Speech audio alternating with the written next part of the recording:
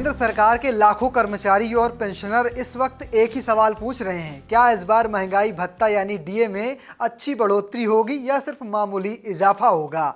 जनवरी जून 2026 के लिए डीए बढ़ोतरी की घोषणा मार्च के पहले हफ्ते में होने की उम्मीद है और परंपरा के मुताबिक सरकार अक्सर होली से पहले इसका ऐलान करती है। ऐसे में कर्मचारियों की नज़र सरकार के फैसले पर टिकी हुई है। अब सवाल यह है कि मार्च में क्यों होता है इसका ऐलान। सरकार 2 बार महंगाई भत्ते में संशोधन करती है। पहला, जनवरी वाले डीए का ऐलान आमतौर पर मार्च में अक्सर होली से पहले किया जाता है। दूसरा, जुलाई वाले डीए का ऐलान अक्टूबर नवंबर में दिवाली के आसपास किया जाता है। इस बार की घोषणा और भी खास है इसलिए क्योंकि 31 दिसंबर 2025 को 7th सेंट्रल पे कमीशन का कार्यकाल औपचारिक रूप से खत्म हो चुका है, यानी उस कार्यकाल के बाद पहली बार डीए में बढ़ोतरी होगी और जो 8 पे कमीशन आने से पहले होगी। लेकिन अभी डीए कितना है और कितना बढ़ेगा वो जानने से पहले जान लेते हैं मौजूदा हालात। जुलाई दिसंबर 2025 के लिए 3% की बढ़ोतरी के बाद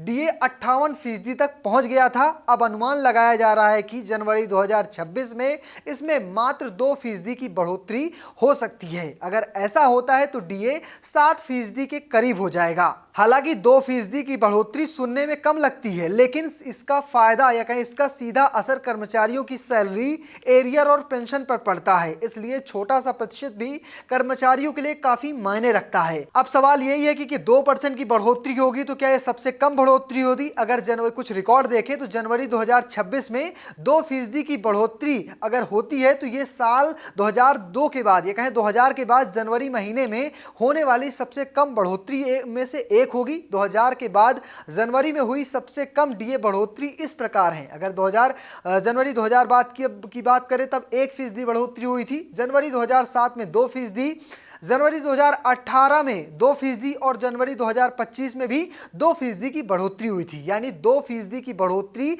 नई नहीं है, लेकिन ये कम बढ़ोतरी भी श्रेणी में जरूर आएगी। 8वें वेतन आयोग का अब इस पर क्या असर होगा, इसको लेकर भी खूब चर्चा है। अब चर्चा सिर्फ डीए तक सीमित नहीं है, कर्मचारियों की नजरें 8th पे कमीशन पर भी टिकी हुई हैं। सरकार ने जनवरी 2026 में 8वें वेतन आयोग की घोषणा की थी और 3 दिसंबर 2025 को इसके टर्म्स ऑफ रेफरेंस जारी कर दिए थे।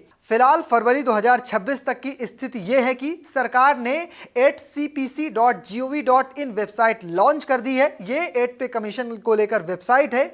माई जीओवी पोर्टल में विस्तृत प्रश्नावली उपलब्ध करा दी गई है। सुझाव भेजने की अंतिम तारीख 16 मार्च 2026 रखी गई है। सिर्फ ऑनलाइन सबमिशन ही स्वीकार किए जाएंगे। इस सर्वे में 18 अहम सवाल पूछे गए हैं, जिनमें फिटमेंट फैक्टर को रखा गया है, सालाना इंक्रीमेंट को रखा गया है, पेंशन स्ट्रक्चर और अलाउंस रिवीजन भी शामिल किए गए हैं। सैलरी में कितनी बढ़ोतरी हो सकती है इस पर भी खूब माथापच्ची चल रही है और ये सबसे बड़ा सवाल भी है। हालांकि आयोग की अंतिम सिफारिशें अभी आना बाकी हैं, लेकिन शुरुआती अनुमान बताते हैं कि फिटमेंट फैक्टर 1.83 से 2.46 के बीच हो सकता है। इससे सैलरी में लगभग 30 से 34% तक की बढ़ोतरी संभावना जताई जा रही है। इसे 1 जनवरी 2026 से लागू किया जा सकता है। आयोग को 3 जनवरी 2025 से 18 महीने के भीतर अपनी रिपोर्ट सौंपनी है। इसकी अध्यक्षता सुप्रीम कोर्ट के पूर्व जज रंजना प्रकाश देसाई कर रहे हैं। अब सवाल यह है कि